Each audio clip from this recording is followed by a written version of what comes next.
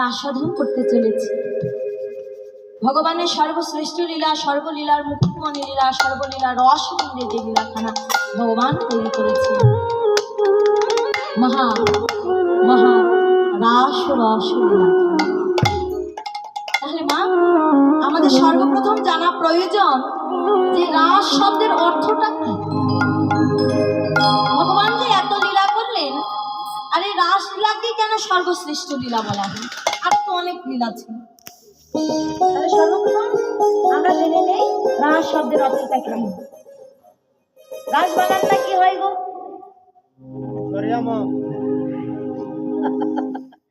রাস বানান কি?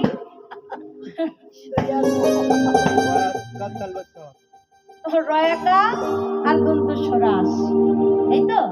তাহলে রাস শব্দের একটি বাহ্যিক অর্থ আছে, রাস শব্দের একটি অন্তর্গত অর্থ আছে আলাদা।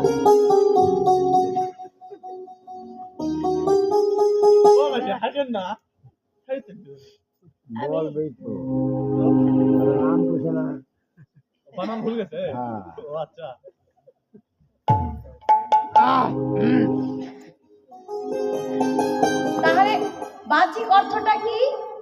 বাহ্যিক অর্থে বলছে রাস শব্দের অর্থ নিত্য সংকীর্তন। এই যে দেখুন, আমরা অনেক জায়গায় যাই, গিয়ে অনেকে নিন্দে মন্দ করে, কেন জানেন? কীর্তন আসরে কেন নাচে, এর নাচানাচি তো ঠিক নয়। যারা এই কথাগুলো বলবে এখন থেকে তাদেরকে জানিয়ে দেবেন, নিত্য একটা ভগবানের সেবা। ভগবানকে শুধু কীর্তন করে সেবা দেওয়া যায় না, ভগবানকে নৃত্যের মধ্য দিয়েও সেবা দেওয়া যায়। এটা ভক্তি শাস্ত্রে জানিয়ে গেছে, নৃত্য একটা সেবা। এই যে রাস শব্দের বাহ্যিক অর্থ, এটা কি? নিত্য সংকীর্তন। তাহলে ভগবানের নামে নাম গুণে যদি কেউ নৃত্য করে, বলছে এতে কোনো দোষ আসে না, এতে কোনো খারাপ নেই। কিন্তু যেজন দেখছে খারাপ নয়নে, বলছে তার চোখটা খারাপ। আচ্ছা, আমার চোখে যদি পট্টি বাঁধানো থাকে, আমি কি দেখবো? জগৎটা একদম অন্ধকার। কেন? কারণ আমার চোখটা বন্ধ আছে, তাই বলে কি জগৎটা অন্ধকার?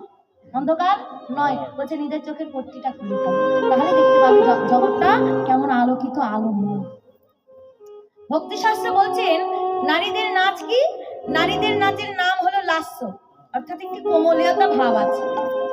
আর পুরুষের নাচকে বলা হয়েছে তাণ্ডব, অর্থাৎ একটি শক্তপোক্ত ভাব আছে।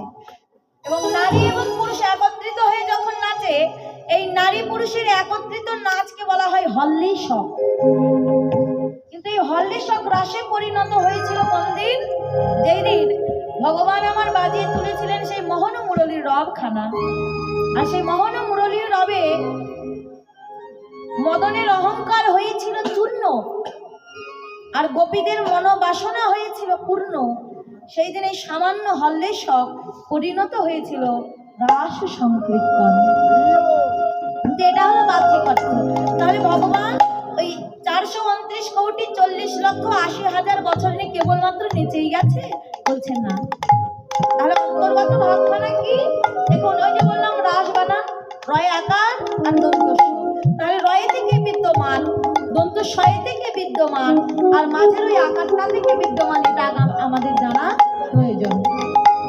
রয়েতে বিদ্যমান বলছে শ্রীমতী রাধারানী, দন্তস্বয়েতে বিদ্যমান স্বয়ং ভগবান, রয়েতে বিদ্যমান জীবাত্মা, দন্তস্বয়েতে বিদ্যমান পরমাত্মা, রয়েতে বিদ্যমান পরম প্রকৃতি, দন্তস্বয়েতে বিদ্যমান পরম পুরুষ, রয়েতে বিদ্যমান আমরা সকলেই, দন্তস্বয়েতে বিদ্যমান শিবনাথ রাধিকার গোবিন্দ সচ্চিদানন্দময় বিগ্রহ যিনি সর্বকারণের।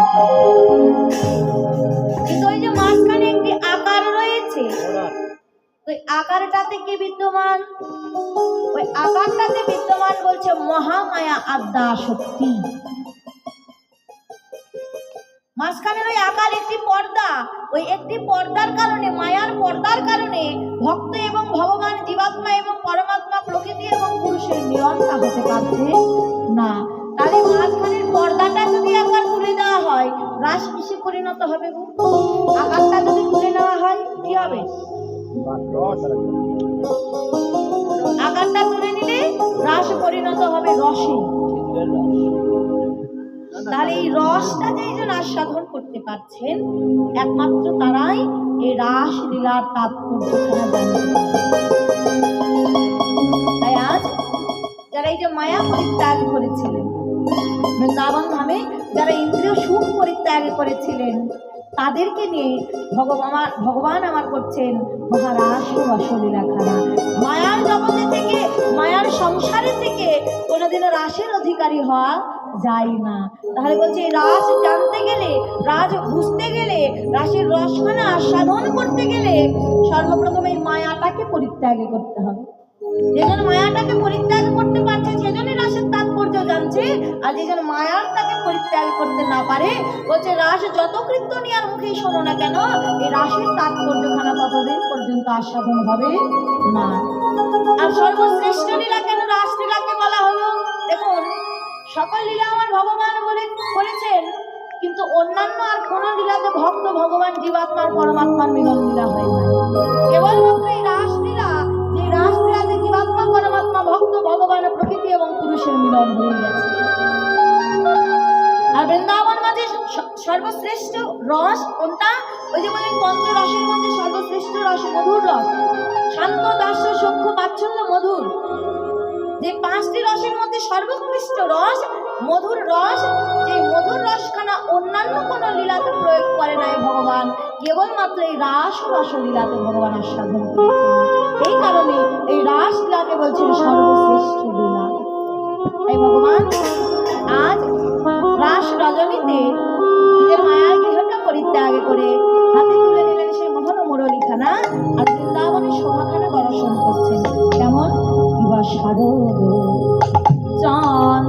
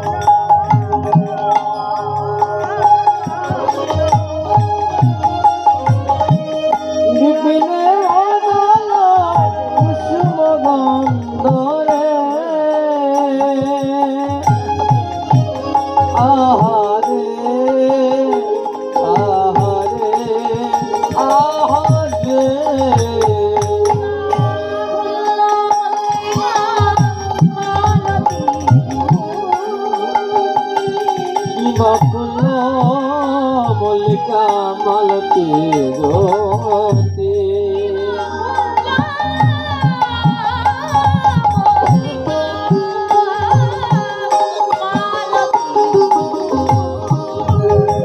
কিবা ফুল মল্লিকা মালতী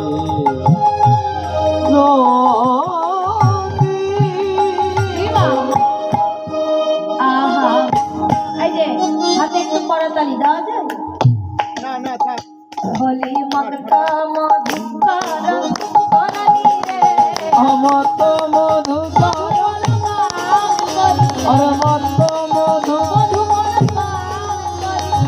মত মধুকর হরনি রে মত মধুকর হরনি রে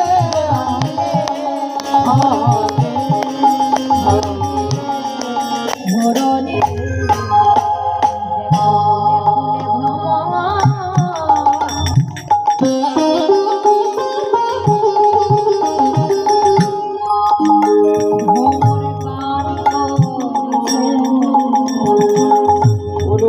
বলে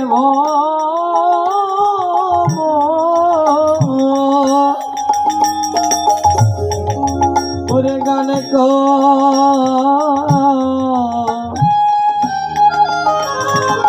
করিতে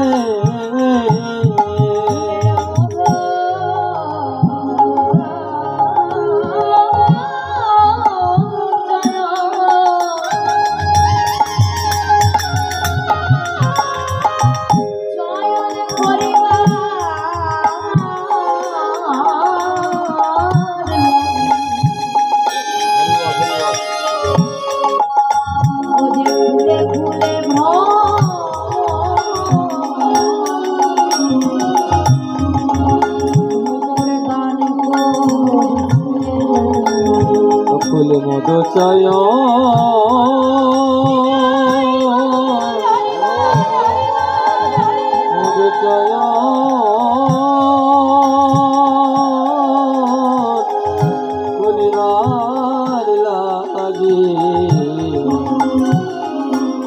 ফুলে ফুলে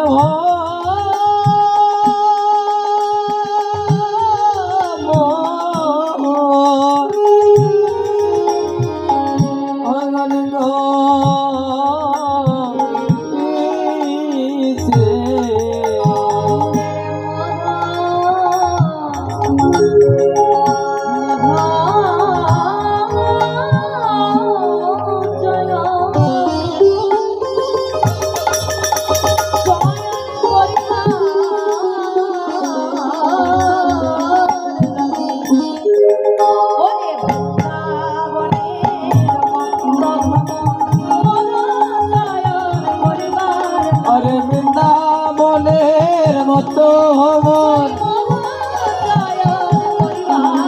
ওরে বৃন্দাবনের মতো হমন ওরে বৃন্দাবনের মতো ওরে বৃন্দাবনের মতো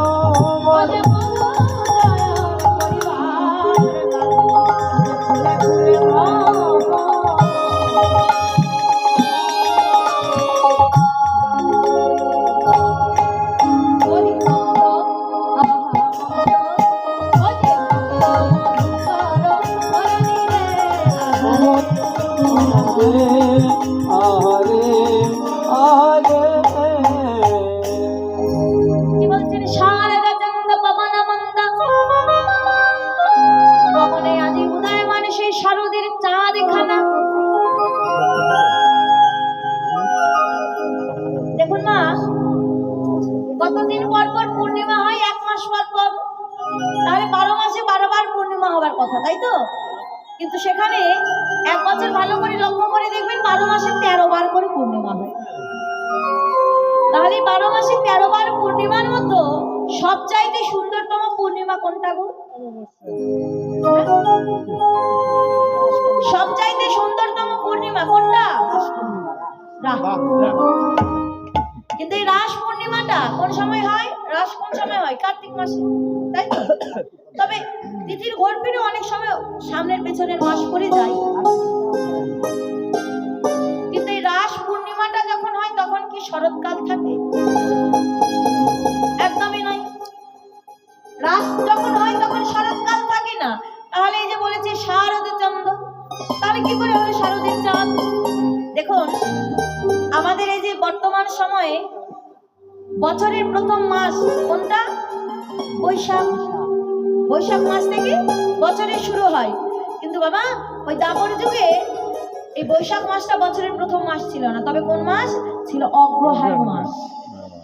অগ্র শব্দের অর্থ আগে, হায়ন শব্দের অর্থ মাস। আগের মাস ছিল এই অগ্রহায়ণ। অগ্রহায়ণ মাস থেকে বছরের শুরুখানা হতো। এবার অগ্রহায়ণ থেকে যখন শুরু হতো, ওই রাস পূর্ণিমাটা গিয়ে পড়তো কখন? ওই শরৎকালে। এই কারণে বলছি শারদ চন্দ্র গগনে উদয় মানে সেই শারদের চাঁদ খানা। চাঁদ আজ ভগবানকে সেবা দিচ্ছেন নিজের অঙ্গের শোভা দিয়ে। পবন মৃদু মন্দ বয়ে চলছে যেন ভগবান অঙ্গ শীতল করা যায়। আর ফুটেছে ফুল্ল মল্লিকা মালতী জুথি। মল্লিকা মালতী জুথি বলে একসঙ্গে পুষ্পটিত হয়েছে। কিন্তু বাবা, এই মল্লিকা মালতী জুথি ফুল, এই 3টে ফুল কিন্তু এক মৌসুমে ফোটে না। এক একটি ফুল এক এক মৌসুমে ফোটে। কিন্তু আজ শুধু 1 মাসে নয়, 1 রজনীতে 3টে ফুল একসঙ্গে পুষ্পটিত হয়েছে। ঋতুরাজ মনে মনে ভাবনা করে, আজ রজনী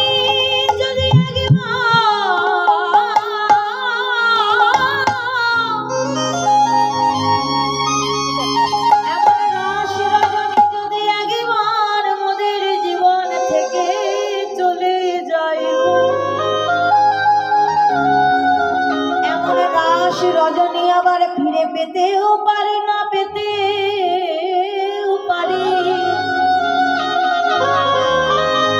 ষড়ঋতুর ফুল একসঙ্গে পুষ্পিত হয়েছে। কোন ব্রজ গোপীগণ যদি মোদের চয়ন করে গোবিন্দ চরণ সেবায় লাগিয়ে দেয়, তবে তো এমন ভুল জন্ম